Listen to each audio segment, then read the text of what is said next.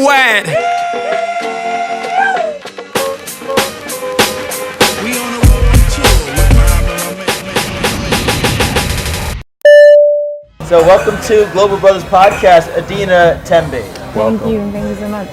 The African Songbird, as they call you. We'd love to know everything about that nickname. How'd that come about? Who calls me that? That's the question I want to ask, because I've never heard it. We all do. Right. And now we know why, because we heard you perform at MKO's album launch, but how did that start? I always loved to sing. I always was the kid that would sing in school, churches. Fast forward to after senior high, I took part in a singing reality show called Stars of the Future, and I won. Of course. So I would say that officially started my career. Awesome. And I've been singing since then. Awesome. You see how modest and humble she was? Very. What? You didn't just win. You won by a landslide. Okay? Okay. And there was some stiff competition. It was. Okay. What was the feeling? Because it's Stars of the Future and you were named Star of the Future. Yeah. And you're a star. Pressure. Listen, I never thought of that. Like You're a star. Because if they spoke into my future. Into reality, Exactly. yeah. I don't think there's a way we could have predicted your style, your pitch, your tone. Right. Name some of the people that kind of influenced you in styles of music. Growing up, I listened to so many people. I listened to Bob Marley. Would you believe that? Of course. I listened to a lot of gospel music, local gospel, African gospel, American gospel. When I say American, mostly like Black American. Yes, of course. Yeah. So it's such a nice blend of so many different people. I listen to a lot of South African music because my dad is South African. Okay. And I never got to meet him. He passed away when I was like 5. In South Africa, I was in Ghana. I was born in Liberia, so we fled during the war to Ghana with my mom. And my dad had to go to SA because it was just a chaotic moment. Right. So we lost touch and he died. I didn't even know about the death till I was 18. Really? So basically, my whole life, I just wanted a real connection with my South African side because everybody would love a dad, right? So that was my thing. I always listened to lots of South African music, and I would say I took a lot of inspiration from their soulfulness. I don't know how a person does that, but I really connect with soul. Yeah. I feel like it's my life. I feel like in my past life, I lived some very sad or something very deep. So it connects with me right now. And wow, this is very deep. Yeah, I've been listening. Yeah. Like I told you. Like, oh my God. Off camera, I told you I was listening to your music for probably the past two or 3 days. Yeah. I can hear it though. Yeah? Yeah. I can hear the joy, the pain. Well, let's say a bit of pain as well. Yeah. I can the emotion. Yeah. But that's really what connects people to artists. Something that's relatable. Yeah. Not just a big voice or something that sounds pretty all the time. It's also bearing your soul really. Yeah. How do you write your music? How do you come up with your songs? Every time we go into the studio, the first thing we say is whatever it is we're talking about should be relatable. And I think I've been blessed with the gift to be able to apply my emotions. Even if it's not my story, I'm able to be like an actress or an actor and get into that setting and embody the character and then produce it. I don't know how to. I feel like that's my little gift. The thing is, I am actually a songwriter, but I'm I'm a perfectionist. Yeah. I'm my biggest critique. I wrote some songs that I judge serious. I'm like, no. No. But someone would listen and say, this is amazing. What are you talking about? Oh no. Yeah, that's who I am. So don't keep them locked away. Come on. But you know what, Adina? In the music business, and correct me if I'm wrong, you could do a couple things to a song and you're a contributor. Yeah, right? I am a contributor to there most of my songs. Right. So, most of my songs. Yeah, you could. I know it's for nuanced. Publishing purposes. Exactly. Yeah. Yeah. Mm-hmm. So you get writing credit, right? I do actually. I do because we do publishing. Do the ad libs like Migos? No, not really. sometimes when we're writing, the songwriters would like to like share with you, what do you think of this line? Right. And if it doesn't feel right, because even though they're writing for me, I have a brand and a reputation to protect. So if whatever it is you're giving me is not in line with what I do, I will make you understand that now. Maybe instead of this, let's do this. And we do that a lot. My manager does that a lot during the session. So it's not, sometimes they've already written for you and you just sing. Sometimes too, they bring it or we're doing it together and I'm not feeling it. We have to change and do it, and we do it together. You know what I mean? But I wouldn't call myself a songwriter. Yeah, but that sounds like a true professional. Absolutely. You know, someone who, no matter who it is, and I'm sure you're flattered that someone wants to write for you. Yes, I am. But you have your brand. Yes. And you don't want to tarnish that. Exactly. You know, with something that you don't like and you're not comfortable with. I want to talk a bit about obviously the reason why you came over here, support MKO for his album launch. Within the shout out to MKO. Shout out to MKO. Yeah, our brother. You did it, all day man. long. It's been a great week. You did it. You did it. You brought Adina. You did it. No, you did it. This whole thing was amazing. For sure. Within the industry, that kind of support, do you already see that existing, widespread? Do you think that we need more of that, especially with African artists? Can we do a better job of supporting each other? I can't speak for people. I always say that For you, because I'm not for you, trying to of course. bash anybody. No. People have their reasons for how they operate. For me, I feel like I've gotten that kind of support from most of the artists that I've worked with, and for most of the people that I choose to work with. It's an organic thing. They already have a rapport. It's not forced, so it's easy for these kind of things to happen. You know. I strongly believe in what he's doing, and I'm here to support genuinely. It's not because it's like, yeah, okay, you gotta come, so you know what I mean. You know, I saw that, and I forget if it was at the, I think it was at the performance, at the album release party, where you were so pushing a lot of your energy towards MKO. Like this is your moment. Although I'm killing it up here on stage, as you did. You really pushed a lot of that on MKO, which was even more humbling, you know? Sure. It showed the fact that you're just selfless. Really? Is this what this interview's about? You guys are just like praising me the whole time, like why? Well, here comes some more. Okay. Keep it going, pour it on, man. The song itself, how did that come about in terms of you guys getting together for that collaboration, the idea for the song, the title? We were blown away by the sound of it. It's excellent. And it's like your voice on it is so big. How'd the whole story about the song come about? It was all MKO's idea. Okay. Like he said at the listening, he saw me perform and he was like, I'm gonna do a song with this lady. So we spoke after the show, after I sang. I don't think I was even supposed to perform. Was it my birthday? Yes, it was. So yeah, he spoke to me. Wow. It was my birthday, and he spoke to me. We spoke after, and he was like, "We're gonna do a song together." So fast forward to years after, or months. Let me say months after. It was after Christmas, and Christmas is usually hectic for me because there are like so many shows, and I was so hoarse. But he had to really leave, and there was no time, so we had to go into the studio and make this thing work. And he already had the idea, so I had to get in the, get in the mood and the zone to make this thing work. And I was happy to be there to make it work. Like I said, I'm a perfectionist and I criticize myself a lot. Usually I would be on so, no, my voice sounds this way, but I was like, you know what, let's make it work. And that's how everything came about. Hey, that's how the magic happens sometimes. Yeah. You know? And what do you think of the song?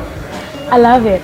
When I heard, after they put everything together, I have to shout out Sam Young. Of course. Because I love how Sam he Young, shout out, blended brother. Definitely. Amazing everything. My man, Sam. Amazing producer. He just put everything together so well. And I have so much respect for him. Well, that's another perfectionist. Yeah? Sam Young definitely a perfectionist. Yeah. Nice. Wow, you can tell. Because everything was Crazy just... in studio, bopping about. And it's like, all right, I'm feeling it. It was really, really good. It was really, really good. My manager said, whoever makes the song needs to mix some of our songs for the album. Because I'm putting together my album as well.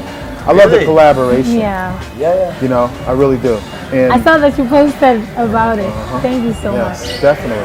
Thank you. And that's one of the questions I wanted, what's next? Because, and before you answer that, when we hear somebody like you, right, even though you're well accomplished, you're influential around the world. We're going to throw you as many places as we can to try to get more and more exposure. I'm telling everybody about you already. I mean, yeah, you should see me you already. don't need it from little old us, you know, Yes. like little old Global Brothers. But What do you mean, we're little putting you old? everywhere. Yeah, we are definitely, I mean, because we know a lot of people in the Yeah, States and in different yeah. parts of the world, so, and they want to hear good music, Yeah. right? Original music. So, not just things that the radio feeds us or Yeah. the internet feeds us, but real songs just I like discover yourself. most things on YouTube. Yeah, I don't watch TV. I don't listen to the radio. me either. I discover most of my music on YouTube, new stuff. That's cool. Things happening, or on Same. Instagram. Somebody's like, "Oh, check this person out." Yeah. Like, oh wow. You know, and then like, I'm like in love with that person. Wow, it's amazing. And there's a lot of people like us who appreciate not only the grind, you know, the moves up and Yeah. reading about someone like yourself, but also just how humble and professional you are. Absolutely. And then, of course, your talents. Thank you so much. Good I gotta luck, big man. up my team. Man, I'm sorry. Please do. My manager, man. All the professionalism and everything you guys talk about. Shout I out to say Kwame, it. too. Shout out to Kwame Factory, man. Yes, definitely. So touring wise, where have you been all over the world so far, and most recently, where have you been on tour?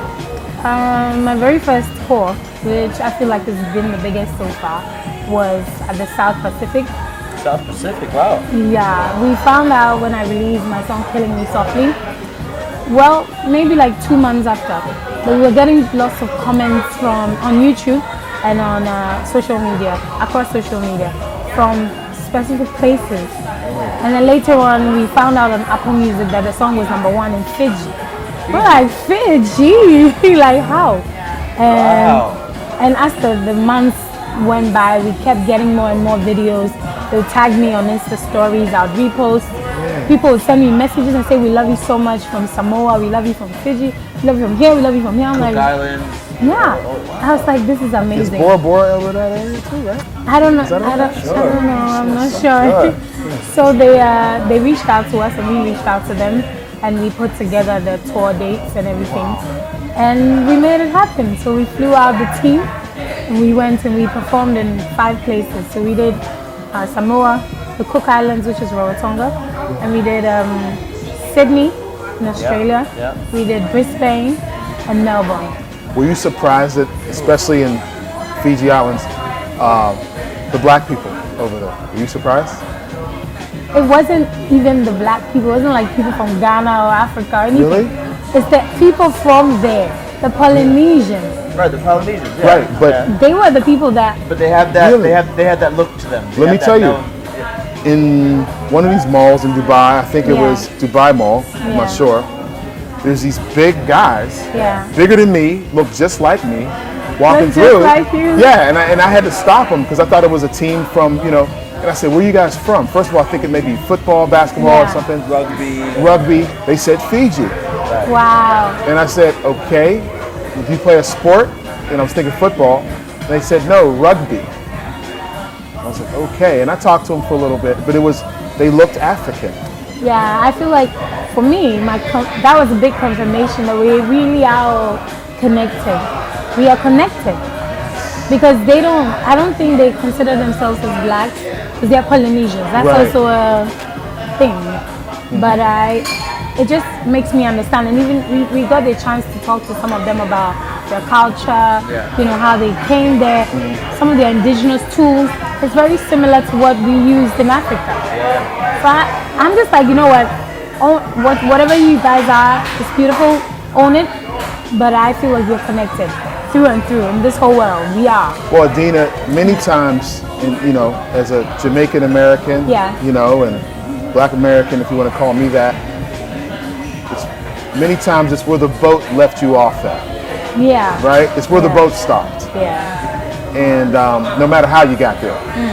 So we're all from the motherland. Africa, eh? Definitely, yes. That's amazing tour. Yeah, it was beautiful. So after your tour there, what did you feel in terms of like the energy? Obviously, you said like, you know, like their traditions, their culture, etc.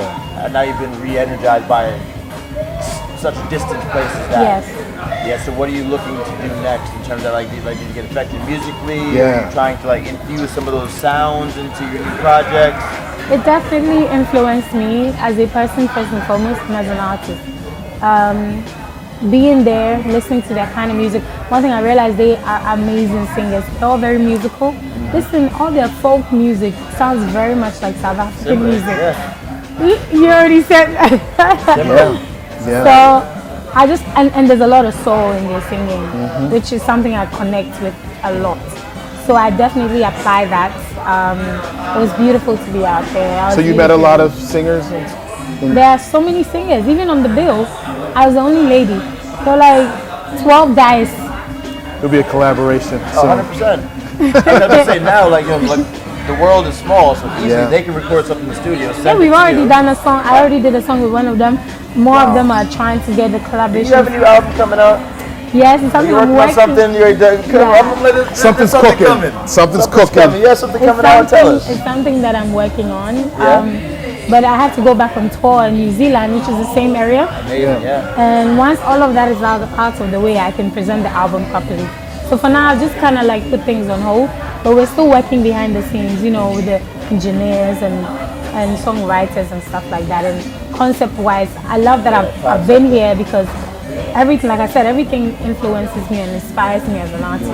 It's beautiful to be out here. I'm inspired and in awe at, the discipline out here and the work ethic and everything. Dubai is amazing.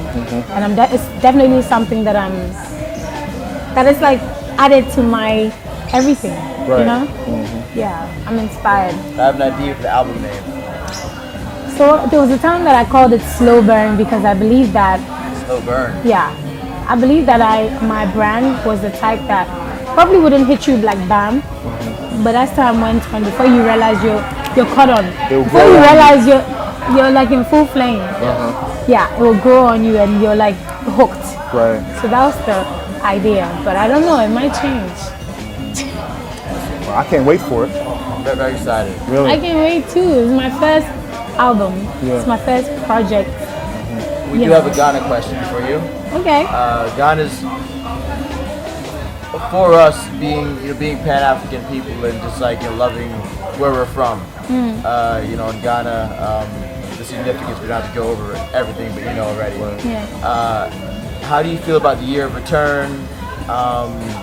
Do you see that cultural exchange of just like the global black diaspora coming back, and did that do something for you creatively? I think it's beautiful. I haven't been around some Americans who have, for instance, visited the slave castle in Cape Coast. I would love to witness that because when I went through it, when I had to, had the tour guide explain things to me, it was spiritual for me. I can even imagine how it would be for the Americans who live away and they feel very connected to that process. I haven't been around that yet. I think it's amazing that they get to experience it, and everyone else that's coming to, experience that. Yeah. I think it's necessary. From where I stand and from the little that I experienced, I think it would be great for every American, every black American or a black person from around the world. Tell them they're welcome. Tell them they're welcome from Adina. You're welcome, please. Come through. I'll probably be performing at some shows. And make sure you come through and show me some love. Definitely. But you need to come and experience Ghana. Well, we'll be there. It's spiritual. We'll be there in December. I can't wait to see you guys. Yes. I know you will be there. Yes, I know. but you will not be with us when we go through the slave castle. I wish I could. I have to do this on my own. No, I understand. Because I understand. it's something that I definitely, understand. even when you were talking about it, I was getting the chills. Like, Yeah, no. yes. I've had the opportunity to see that twice. Because I went to school in Cape Coast, which is right there. And when you go to my school, during orientation, they take you through everything. Really? And then after the fact, my cousins from South Africa, because I'm half South African, they also came to Ghana. And I said, you guys have to see this. So when they went, I went with them, and it was emotional all over again. It's like it never gets, the feeling is never different. It's even deeper, Yeah. And I was gonna say that strength of you being Ghanaian and South African. I mean, South Africa's been through a lot. Oh yeah, And they're still going through and they're so going much. through a lot as well. So even like Robins Island, where Mandela was kept. Yeah. How does all that add up to your character now? I mean, you seem very strong anyway, and like what you mentioned earlier, you're a bit shy when you first started performing, but it's just made me, when you know yourself, when you're confident in your skin, you know who you are. I think that's what it's made me, and I got to experience my South African side later in my life, and every time I go there's a spiritual thing, not even, well, everything else, but just to be in the soil where my father grew up. I never met him, I've just seen photos. So for me it's more a connection of my dad to know who I am, where I'm from, what we're built on and everything around us, the pain we've been through as a people. And some people are still going through that pain, and it's manifesting in a negative way. I don't know if you guys have heard of what's happening to the Nigerians and other people. Definitely.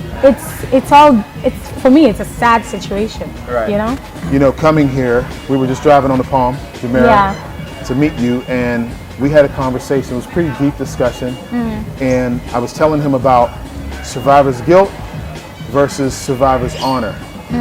And it seems like you framed and channeled it into the honor of your father, of your the countries that you came from, what happened in Liberia, and look what it's manifested into, right? Mr. Worldwide. So before we let you go, we just have one last controversial question.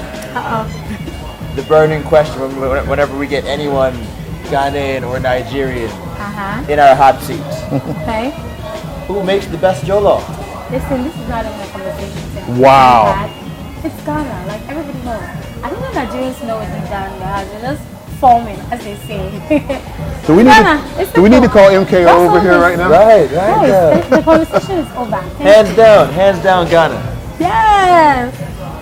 You need to try it when you come to Ghana. Definitely. We can't wait. Wow. All right, well, thank you so much for being with us here on Global Brothers Thank Podcast. You guys for having me. Thank you. Thank you so much. And like we always say, live global and prosper. Hey. Year of return.